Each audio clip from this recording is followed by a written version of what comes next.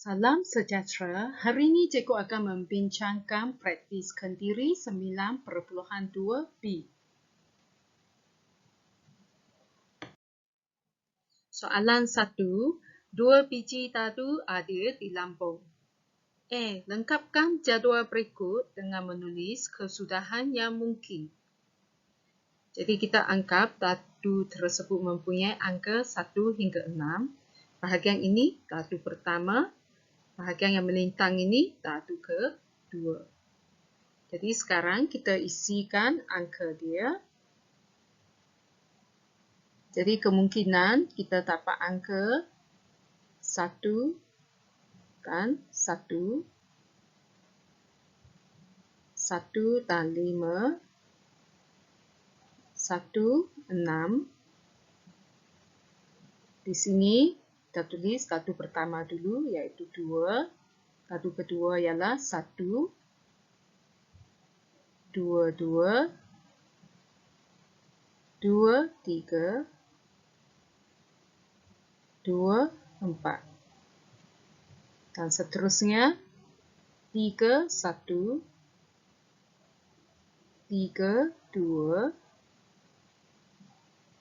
3, 3, 3, 4, 3, 5, 3, 6. Okey, yang ini semua 4 pada angka pertama. Cikgu tulis 4 dulu. Cikgu tulis macam ini.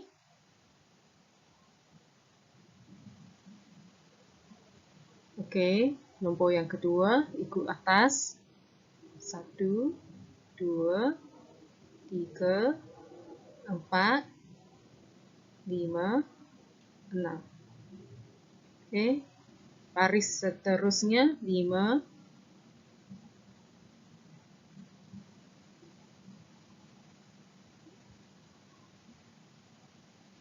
1, 2, 3, 4, 5, 6.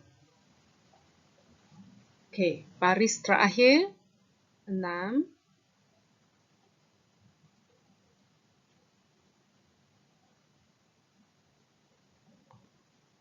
seterusnya 1, 2, 3, 4, 5 dan 6. Okey, jadi sekarang kita sudah lengkapkan jadual ini. Jadi B, nyatakan bilangan sampel dalam eksperimen ini. Okey, dan kita tahu bilangan sampel ialah peristiwa dadu pertama darab dengan peristiwa dadu kedua. Jadi peristiwa dadu pertama ada 6. Jadi peristiwa dadu kedua pun ada 6. Jadi 6 darab 6 sama dengan 36.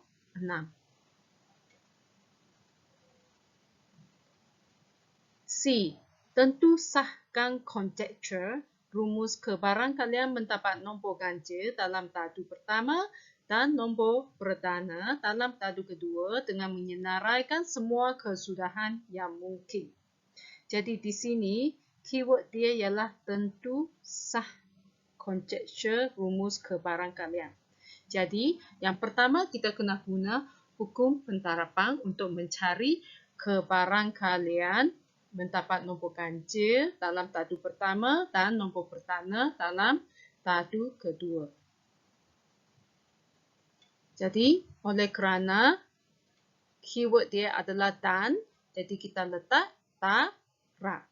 Jadi kebarangkalian nombor ganjil dalam dadu pertama darab dengan kebarangkalian nombor perdana dalam dadu kedua.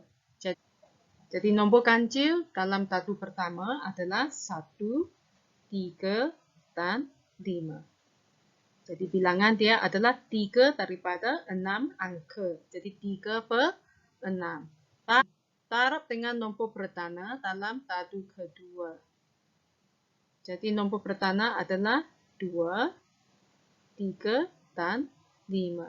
Juga 3 per 6. Hasil darab 3 per 6 dan 3/6 adalah 1/4. Langkah seterusnya adalah senaraikan semua kesudahan yang mungkin dan kita cari kebarangkalian berdasarkan senarai kesudahan yang mungkin. Jadi kita menyenaraikan semua kesudahan yang mungkin. Jadi macam mana kita dapat kesudahan yang mungkin ini? Jadi nombor ganjil pada tadu pertama dan nombor perdana pada tadu kedua. So nombor ganjil tadu pertama ialah 1, 3, 5. Dan nombor perdana pada tadu kedua ialah 2, 3, 5. Jadi kita tengok persilangan yang ini 1 dengan 2. So sini. Jadi kita tuliskan 1, 2, 1, 3, 1, 5. Baris yang seterusnya adalah tadu pertama nombor 3.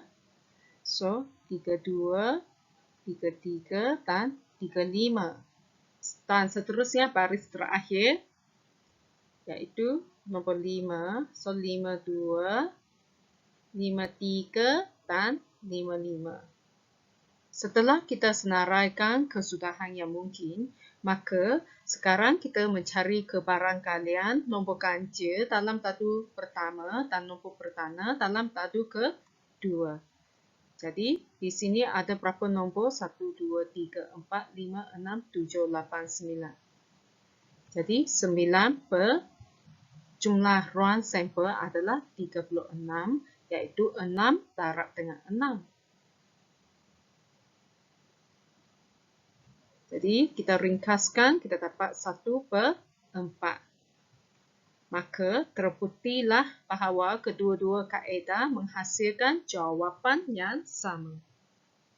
Soalan 2, Kamal memilih 2 biji guli secara rawat dari sebuah kotak yang mengandungi 4 biji guli merah, 3 biji guli kuning dan sebiji guli hijau. Guli pertama dipulangkan ke dalam kotak sebelum guli kedua dipilih. Tentu sahkan konjektur rumus kebarangkalian bahawa kedua-dua biji guli berwarna kuning dipilih dengan menyenaraikan semua kesudahan yang mungkin. Sebelum saya menjawab soalan, saya akan menyenaraikan bilangan guli mengikut warna. Merah 4 biji, kuning 3 biji, hijau 1. Jadi jumlah dia adalah 8 biji guli.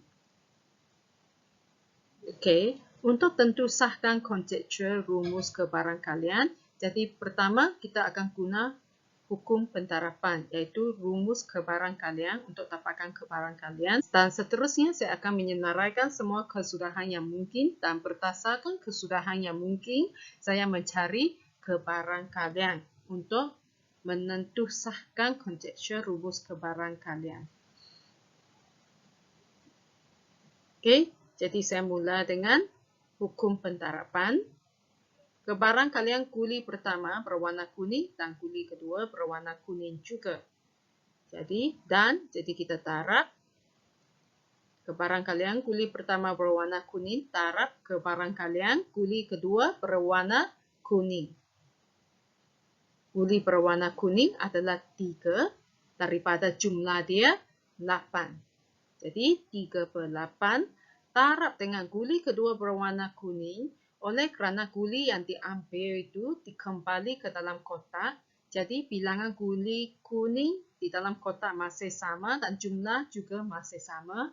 Jadi kebarangkalian guli kedua berwarna kuning juga adalah 3/8. Jadi 3/8 taraf 3/8 sama dengan 9/64. Seterusnya kita akan senaraikan semua kesudahan yang mungkin. Iaitu kesudahan bagi guli pertama berwarna kuning dan guli kedua berwarna kuning juga. Jadi sekarang kalau saya lukiskan jadual yang macam ini, terdapat 4 biji guli merah dalam kotak. Jadi kita ada M1, M2, M3 dan M4. Dan kuning kita ada 3. Jadi kita ada kuning 1, kuning 2, kuning ketiga. Dan hijau hanya ada 1. Jadi kita letak hash sahaja. picture. Jadi ini ialah guli yang pertama diambil. Yang bahagian melintang ini guli yang kedua diambil. Okey. Jadi oleh kerana dia hanya nak kedua-dua guli dipilih adalah berwarna kuning, saya tak perlulah lengkapkan keseluruhan jadual ini. Apa yang saya perlu buat? Okey, kuning di kawasan ini. Guli kuning untuk kali kedua diambil ialah di dalam kotak merah ini. Jadi kita tengok kawasan yang bersilang ini. Kita ada K1, K1.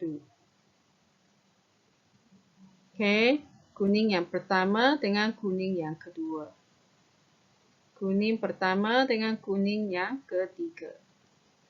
Ini ialah kuning kedua dengan kuning pertama. Kuning kedua dengan kuning kedua. Kuning kedua dengan kuning ketiga.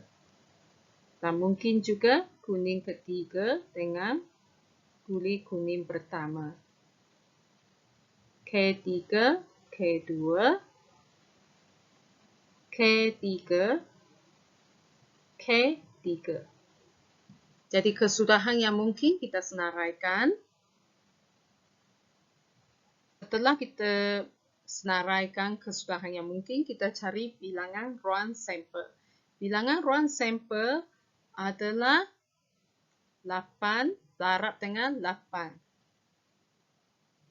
Iaitu sama dengan 64. Jadi kebarangkalian guli pertama berwarna kuning dan guli kedua berwarna kuning adalah 9/64.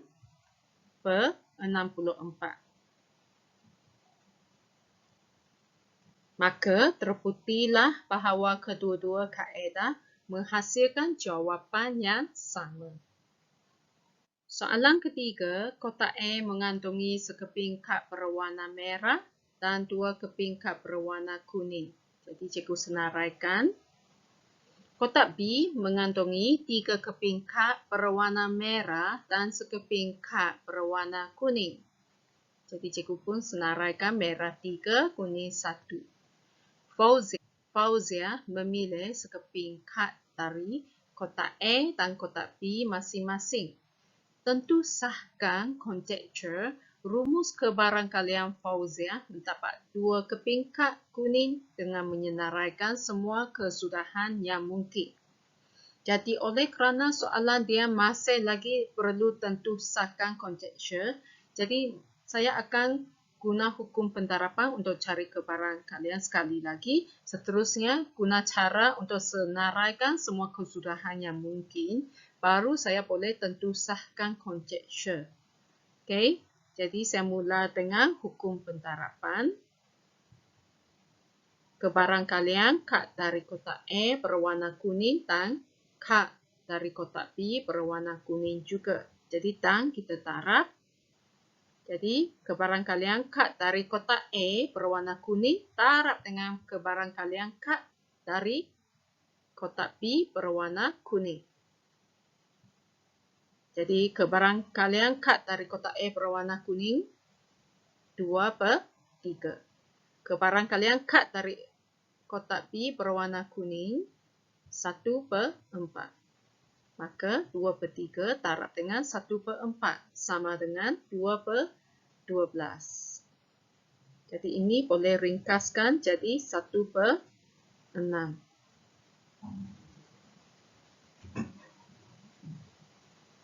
Terusnya kita perlu menyenaraikan semua kesudahan yang mungkin. Untuk soalan macam ini, biasanya cikgu akan lukiskan satu jadual yang ringkas. Okey, ini ialah kotak A. Bahagian ini kotak B.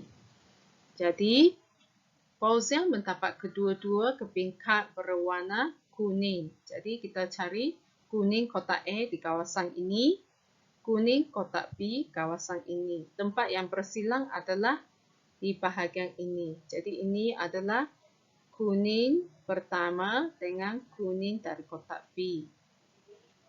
Okey, kuning yang kedua dan kuning dari kotak B. Okey. Dari sini kita ada dua kesudahan yang mungkin, iaitu K1K dan satu lagi K2K. Dan sekarang kita perlu kira bilangan ruang sampel. Jadi bilangan ruang sampel, kotak A ada 3, so 3 darab dengan kotak B ada 4 kad, darab 4 sama dengan 12.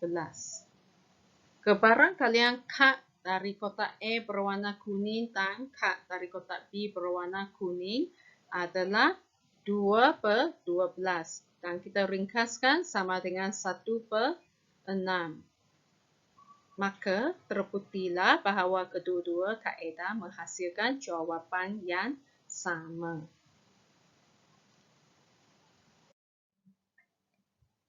Terima kasih kerana menonton video ini. Jika anda suka video ini, sila subscribe untuk mendapat lebih banyak video.